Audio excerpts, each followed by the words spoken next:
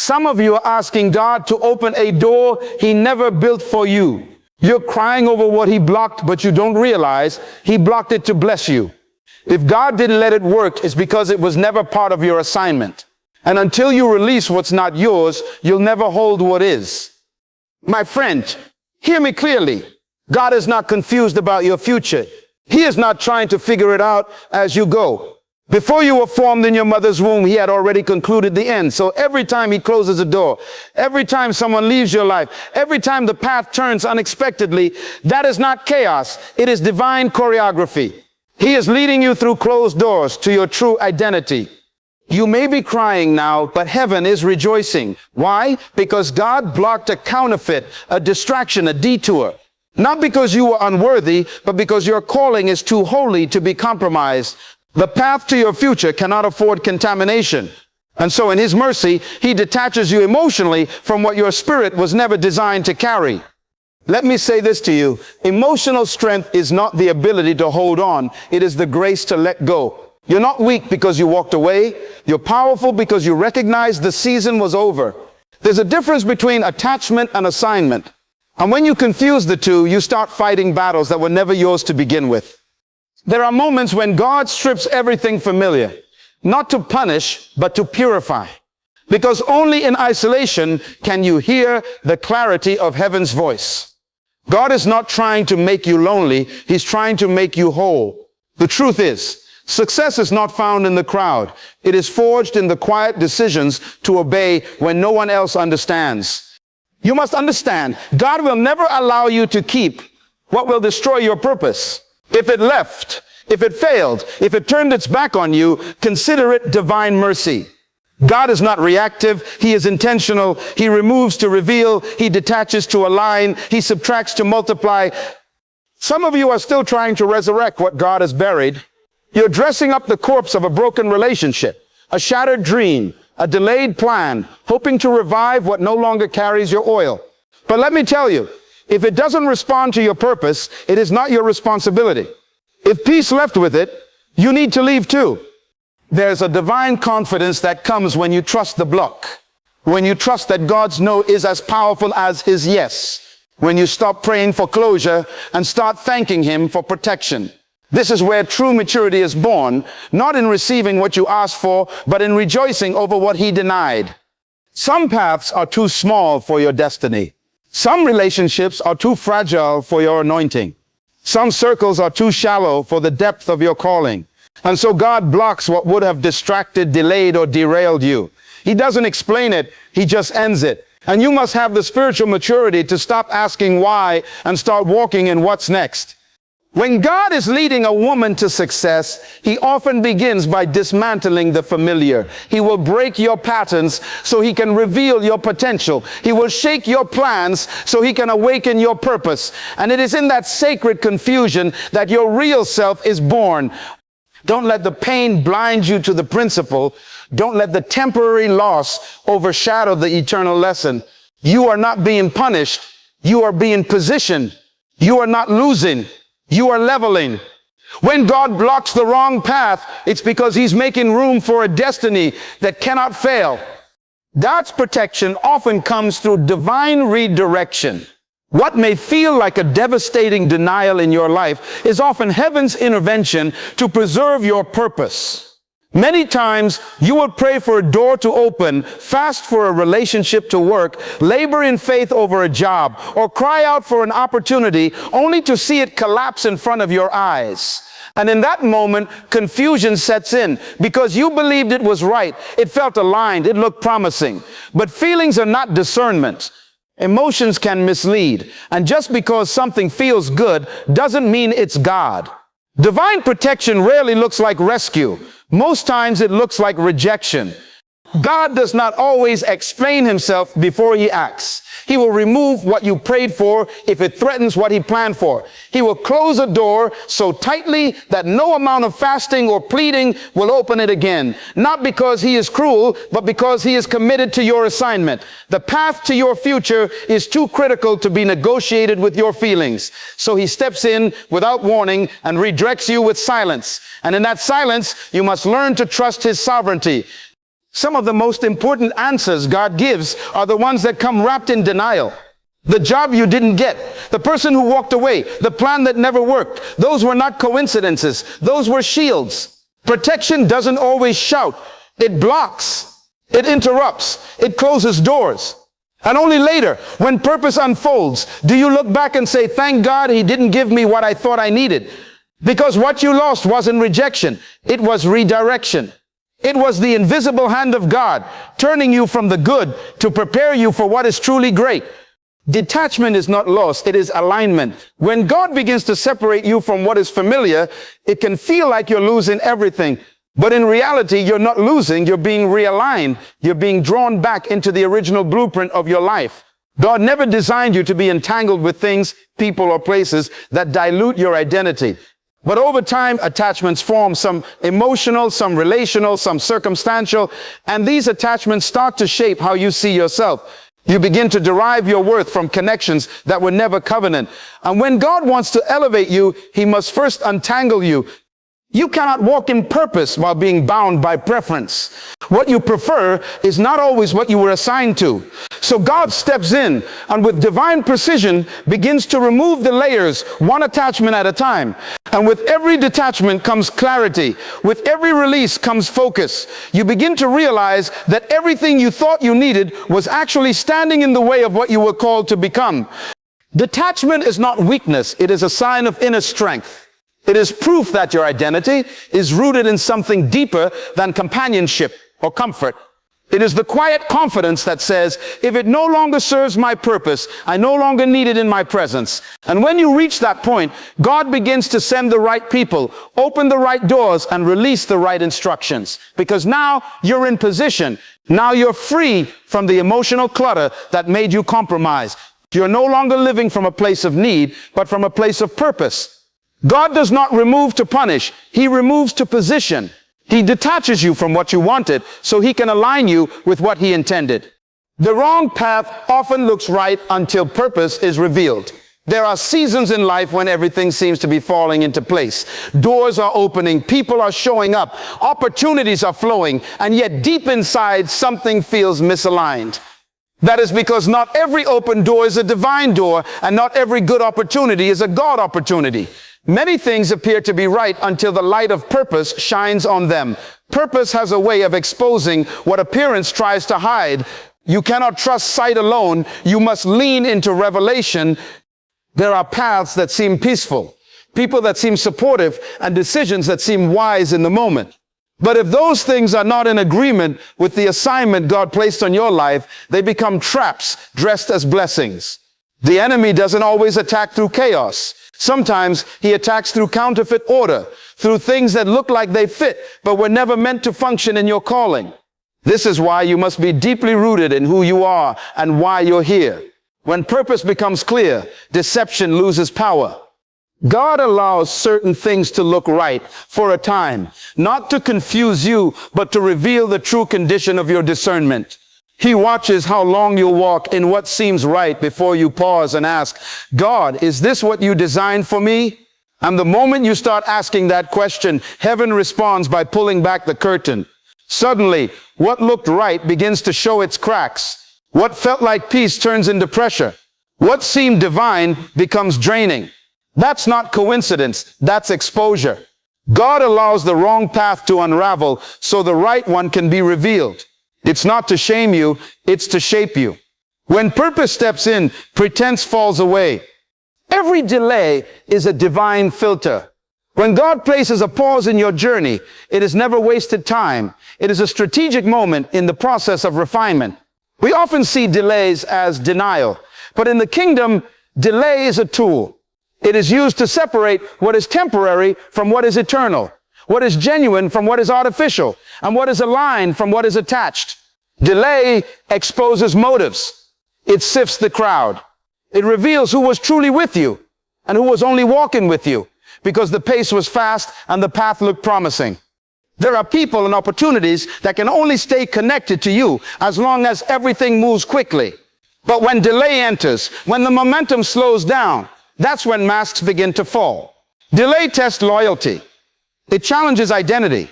It brings your trust to the surface. It asks the question, will you still follow me when nothing is moving? Because if you can worship in the wait, God can trust you with the weight of destiny. Delay also protects you from arriving too soon. Sometimes you're ready emotionally, but the environment is not ready for you. Other times, the opportunity is ready, but your character needs to be strengthened. And so, God delays not to deny, but to develop. He filters out impatience, pride, dependency, and fear. He filters your circle, your habits, your thoughts, not because he is withholding your future, but because he is refining you to fit the future he already prepared. Divine delay is never random. It is sacred space. It is the pause between who you were and who you are becoming. It is where identity is solidified, vision is clarified, and distractions are purified. When God delays, it means something is being filtered for your good. God removes people to reveal identity. There are seasons in your life when God begins to subtract, not to diminish you, but to uncover you. Many times we don't truly know who we are because we have been shaped by who we are around. We absorb behaviors, opinions, and expectations from people who were never meant to define us. And so in his divine wisdom, God begins to pull away relationships, friendships, and connections that have become louder than his voice. He removes the people who were speaking into your life from a place of familiarity, not from a place of revelation. You see, as long as certain people are around, you will continue to play roles you've outgrown. You'll stay small to keep the peace. You'll suppress purpose to preserve connection. But God is too committed to your identity to let you stay hidden. And so he allows disruption. He allows distance. He allows silence. Not because those people were evil, but because they became idols. They were given influence over spaces that belong to God alone. And when he removes them, the real you begins to emerge. Identity cannot be fully revealed in the presence of dependency. As long as you are leaning on someone else to affirm who you are, you will never hear the full echo of God's voice calling you by name. That is why removal is sometimes necessary. The pain of separation is real, but so is the clarity that comes afterward. You begin to discover who you are without the labels. You begin to walk differently, speak differently, believe differently. And in that sacred place of solitude, your true reflection rises. God is not punishing you by removing people. He is revealing the original design, the woman he created before the world ever met you. Emotional strength is proven by what you can walk away from. Real strength is not shown in how tightly you can hold on, but in how peacefully you can let go. There comes a point in every purposeful life where you must choose between comfort and calling, between attachment and assignment. And often, the most difficult decision you will ever make is to walk away from what your heart wants, but your spirit no longer bears witness to. This is where emotional maturity is revealed, not in reaction, but in release. There are people, patterns, and places that once served your journey, but now hinder your progress. You cannot soar while dragging weights that were never meant to go with you. God will test your strength, not by what you can endure, but by what you can walk away from without explanation, without resentment, and without needing closure. Because when you are rooted in identity, you no longer beg for understanding from those who were never called to walk your path. Letting go is not weakness. It is evidence of internal alignment with God's plan. It says, I trust that if this no longer fits my purpose, then I no longer need to carry it. Some things end not because they were bad, but because you've outgrown them. Some relationships lose power, not because they failed, but because your destiny called for more. And when you're truly walking in divine confidence, you don't fear what you're leaving. You're focused on where God is leading. There is a boldness that rises in a woman who knows what to walk away from. She no longer negotiates with what drains her. She no longer explains her boundaries. She simply moves forward, not from pride, but from purpose. Because strength knows when to fight and when to release. Peace is the indicator of divine direction. God does not guide through confusion. He guides through clarity, even when the circumstances are uncertain. When he is leading you, there may be storms around you, but there will be stillness within you. That inner calm is not from the absence of difficulty. It is the presence of divine order. When something is truly from God, peace will sit with you, even if the decision is costly. But when you are forcing something outside of his will, there will always be tension, restlessness, and unease in your spirit. You cannot ignore the voice of peace and expect to walk in purpose. Peace is not passive. It is powerful. It's how the Holy Spirit confirms direction. It's how heaven whispers, yes, this is the way, or no, this is not for you. Sometimes God doesn't speak through thunder or fire. He speaks through what doesn't disturb you. When a connection, opportunity, or decision robs you of peace, that is not divine alignment. It's distraction, wearing a mask. Many people miss the voice of God because they are addicted to noise. They follow emotions instead of peace. They follow pressure instead of presence. But peace is the compass. It does not lie. It tells you when you've stayed too long, when you're moving too fast, or when something is not your assignment. It is not just a feeling. It is a witness. It is God's internal confirmation that you are exactly where you're supposed to be, doing exactly what he called you to do. When peace leaves, it is heaven's alarm. When peace stays, it is heaven's permission. And the more spiritually mature you become, the more sensitive you are to that still, quiet voice. Follow peace. It is the map to your purpose, the protection from deception, and the proof of God's presence. God prepares before he reveals. He is a master architect, not a careless builder. He never brings something into your life without first preparing you to handle it. That's why the waiting season feels so intense, because it's not just about time, it's about transformation. Before God opens the door, he develops the woman. He strengthens your character, sharpens your discernment, and deepens your identity so that when the blessing arrives, it doesn't destroy you. Preparation is the unseen work that builds the foundation for visibility. You see, many are praying for success, but they have not yet been shaped to sustain it. A platform without preparation leads to collapse. A relationship without healing becomes a cycle of dysfunction. An opportunity without wisdom becomes a trap instead of a testimony. So God works in secret. He isolates, he teaches, he stretches, he refines, he pulls things out of you that cannot survive in your future. And often it feels like you are being overlooked. But in reality, you are being hidden for your protection, for your equipping, for your alignment. God will never trust you with more until you've proven you can steward what you have. So he watches how you handle silence. He watches how you carry yourself when nothing is happening.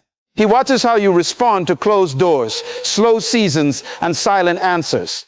That is the true test of readiness. Not how loudly you can ask, but how faithfully you can wait. And in that sacred space of preparation, he deposits vision, wisdom, and strategy. Because when he finally reveals what he has been preparing you for, it will require everything he placed inside you during the hidden years. You are not behind schedule. You are being built. And what he's building in you will be greater than what you thought you lost. Obedience often requires walking alone. When God gives you a specific instruction, it may not come with applause. It may not make sense to those around you. In fact, true obedience will often separate you from the crowd. It will call you out of comfort, out of familiarity, and into a path that seems narrow, unfamiliar, and even isolating. But this is the path of destiny. God doesn't give collective instructions. He gives personal commands. What he told you to do may look strange to others, but it is sacred to him. There will be moments when the people you love will not understand your decisions. They will question your silence, your boundaries, your detachment, and your discipline. But that's because the instruction wasn't given to them, it was given to you. And your responsibility is not to gain approval, but to walk in obedience.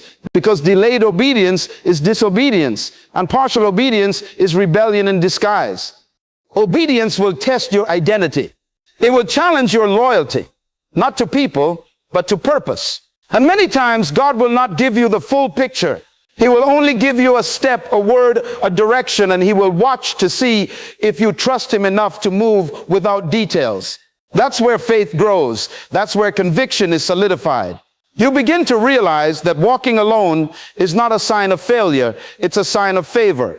God sets you apart before he sets you above. Those who are truly called cannot afford to follow the crowd. They must be willing to look foolish for a season in order to be fruitful in the next. Obedience may cost you company, but it will never cost you your calling. What God sets in motion through your obedience will outlive the noise of your isolation. Trusting God's plan means releasing your own. The greatest struggle in a woman's journey to purpose is not in fighting external battles, it is in surrendering internal expectations. We all carry ideas of how life should unfold, how love should look, how success should arrive. These plans are often shaped by our past, our culture, or our desires. But when God begins to move, He rarely follows the map you designed. He is not obligated to bless your plan. He is committed to fulfilling His purpose. And so He begins to challenge you. Not by punishing you, but by disrupting your comfort. He interrupts what you expected with what He intended. And in that moment, you must choose. Will you cling to your plan or will you trust His? Trust is not just believing that God exists. It's believing that His way is better, even when you don't understand it. It's laying down your timeline, your strategy, and your picture of success and saying, Lord, I believe you know better than I do. This level of trust is not passive. It's powerful. It requires courage to release control. It takes strength to let go of something you thought was permanent. But the truth is, your plan may bring progress, but only His plan brings fulfillment. What you lose in the process of surrendering is nothing compared to what you gain through obedience. You exchange pressure for peace. You exchange confusion for clarity. You exchange delay for destiny. Trusting God's plan is not a one-time decision. It is a daily posture. It is waking up each day and saying, even if it doesn't look like what I imagined, I will still follow. Because deep down you know that the one who created you is also the one who knows exactly how to get you to where you're meant to be. When God blocks a path, detaches a relationship, delays a promise, or calls you to walk alone, it is never to break you, but to build you. He is not leading you to failure. He is leading you to fulfillment. But to walk into divine success, you must be willing to trust even when there are no answers, obey even when there is no applause, and let go even when your heart still wants to hold on. The path to purpose is not paved with ease. It is paved with surrender. And every time you release what is not aligned, you make room for what is divinely assigned. You are not being rejected, you are being redirected. You are not being abandoned, you are being anointed. And though it may feel like you're losing everything, you are actually gaining clarity, power, and divine position. So rise, woman of purpose.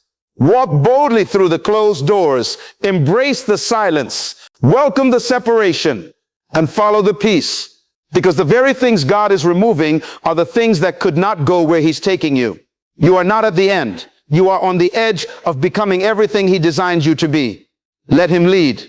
Let Him shape. And above all, let Him write your story. Because the path He's preparing will not just lead you to success, it will lead you to destiny.